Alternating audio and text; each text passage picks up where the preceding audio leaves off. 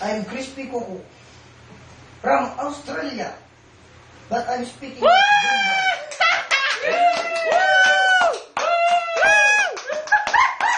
Thank you, thank you. Idol! Thank you, Apel. Thank you. I'm doing this one for you and for me also.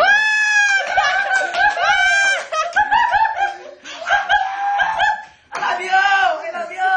I love you too. This one is called Stigmatized.